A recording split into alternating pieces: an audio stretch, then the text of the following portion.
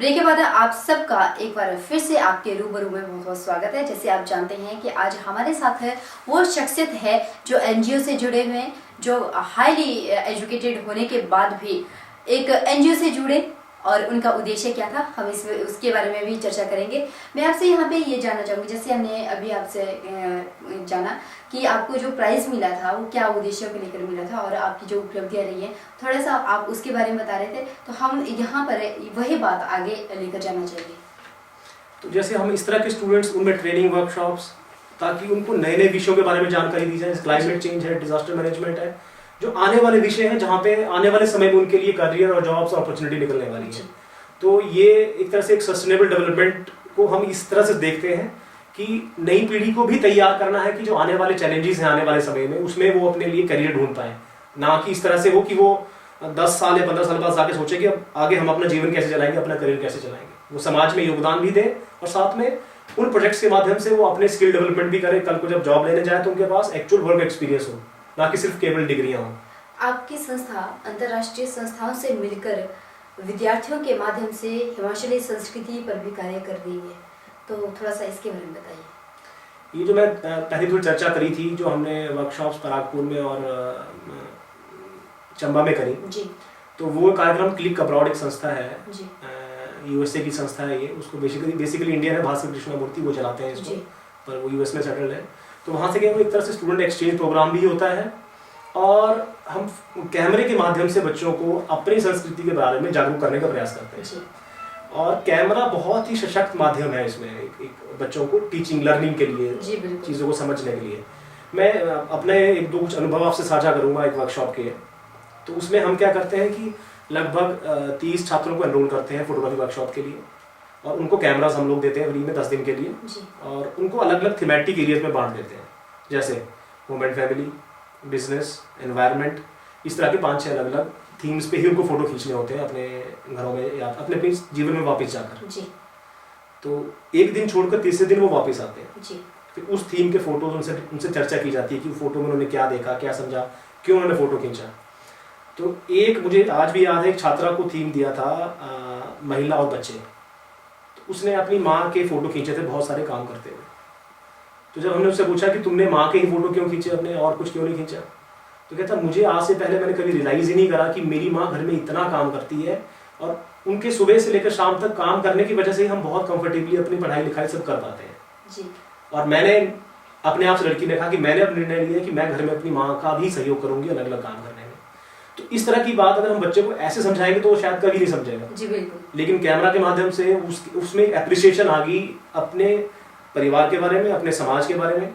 तो उस तरह से हम उन चीज़ों को जो है इस्तेमाल कर रहे हैं। और छात्र बाहर से भी आते हैं, वो फिर 2-2 बच्चों के साथ घर जाते हैं उसी वर्कशॉप्स में। यूएसए से छात्र आते हैं, तो वो एक एक्सचेंज प्रोग्राम होता है। वो बिल्कुल नज़दीक से बच्चों के साथ जाकर जो समय व्यतीत करते हैं उनके साथ घरों परिवारों में जाकर, कि हमारा समाज कैसा है, हमारा बच्चा कैसा है, उस तरह से। यहाँ आपने बात की, परिवार की बात की। आज हम देखते हैं बुजुर्ग कहाँ होते हैं, बच्चे कहाँ होते हैं। जैसे बच्चों की शादी हो जाती है, अपने बुजुर्गों को भूल जाते हैं। तो आपकी संस्था ऐसे लोगों को क्या कर रही है ताकि परिवार एकजुट रहे, और खासकर वो लोग जो अपने माँ बाप को बोझ समझते हैं? देखिए, डायरेक्टली तो हम इस क्षेत्र में काम नहीं करते हैं, लेकिन जो मैं अपनी समझ बताऊं कि जो मैं इसको देखता हूँ कि ये क्या हो रहा है, क्यों हो रहा है। तो जो ऐसा है कि जैसे जैसे हमारे वो कहते हैं ना कि मटेरियलिस्टिक समाज हो रहा है आगे जाए, ठीक है, तो हर एक की आवश्यकता क्या है कि अधिक से अधिक धन। जो ट्रेडिशनल खेती है उसके द्वारा जो आय अर्जित होती है उससे तो हम अपने फोन के बिल भी नहीं दे सकते। तो आज के समय में आवश्यक हो गया कि आप शहरों में जाएं, वहां पे जॉब्स करें। और एक सिर्फ पति की जॉब से भी घर नहीं चलने वाला है, तो पति पत्नी दोनों काम करने वाले हैं। तो एक तो आपने बुजुर्गों को पीछे छोड़ दिया, आप शहरों में आ गए, और आप 2 भी दिन भर घर पे नहीं है, बच्चे की देखभाल करने के लिए कोई भी नहीं है। तो एक तो जो हमारा एक जॉइंट फैमिली स्ट्रक्चर था वो टूट गया। और जो हमारी नई पीढ़ी है वो क्या सीख रही है कि ये एक सही तरीका है व्यवहार करने का कि आप अपने बुजुर्गों को गाँव में छोड़ दें, पीछे छोड़ दें, तो वो जब हम बूढ़े होंगे तो वो हमारे साथ भी ऐसे ही करेंगे। नहीं, कुछ एक परिवार ऐसे भी हैं जो परिवार ही है लेकिन अपने माँ बाप को तवज्जो नहीं देते। कुछ एक परिवार ऐसे भी हैं। अब जैसे हाल ही में अभी, खैर हम नाम नहीं लेंगे कि कहाँ पे ये हुआ था, लेकिन इसी इलाके में एक ऐसा मामला भी सामने आया जहाँ पर संपत्ति को लेकर बच्चों ने अपने जो बेटे थे, 2 बेटे थे, और उन दोनों बेटों ने अपनी माँ को एक कोठरी टाइप में वहाँ पे रख दिया और खाना देते थे तो बाहर से। इवन कि हमारी संस्था, कुछ एक संस्थाएं और चैनल के माध्यम से और पुलिस के माध्यम से उस महिला को छुड़ाया गया। ये कहाँ तक सही है? देखो, इसमें तो कहेंगे दुनिया में हम इसलिए ये आपसे पूछ रहे हैं क्योंकि आप एनजीओ से जुड़े हुए हैं और हम भी चाहेंगे कि आपकी एनजीओ इस तरह से भी कार्य करे। नहीं, देखो ना, अब समाज में बहुत सारे क्षेत्रों में बहुत सारा काम करने की आवश्यकता है जी। लेकिन एक संस्था सभी जगह पे सभी चीज़ों के लिए काम नहीं कर सकती है। और अगर इसके बारे में अगर मेरे विचार कहें तो ये है कि दुनिया में, समाज में हर तरह के लोग हैं, कुछ अच्छे भी हैं, कुछ बुरे भी हैं। तो उसके लिए अब कानून भी है हमारा, जैसे ये बहुत अच्छा आपके चैनल ने काम करा कि उस चीज़ को हाईलाइट किया और उस पर पुलिस एक्शन हुआ। तो इस तरह के काम आप लोग कर रहे हैं, बहुत अच्छी चीज़ है। तो ये एक अवेयरनेस करने वाली बात भी है। और जैसे आपका कार्यक्रम है, बहुत अच्छा कार्यक्रम है रूबरू, तो इसमें मैं तो आपसे आग्रह करूंगा कि आप भविष्य में इस तरह के लोगों को या इस तरह की चीज़ों, अच्छे केसेस को भी हाईलाइट करें साथ साथ, ताकि लोगों में एक मोटिवेशन जाए कि ये सही तरीका है बातचीत करने का, व्यवहार करने का। नहीं, हमारा उद्देश्य यही है, रूबरू का उद्देश्य यही है ताकि लोग अपनी विचार भी रख सके और जो समस्या है उनका भी हल हो। मैं आपसे यहाँ पे ये जानना चाहूँगी, आप राज्य सरकार और केंद्र सरकार से क्या उम्मीद रखते हैं विकास के कार्य को लेकर, ताकि एनजीओ आपके लिए भी वो एक सहयोग दे? क्या आपको लगता है कि सरकारें आपका सहयोग करती है, एनजीओ का सहयोग करती है?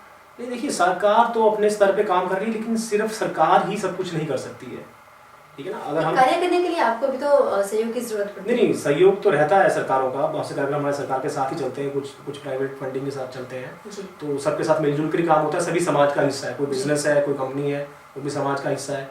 सरकार भी समाज के लिए ही है।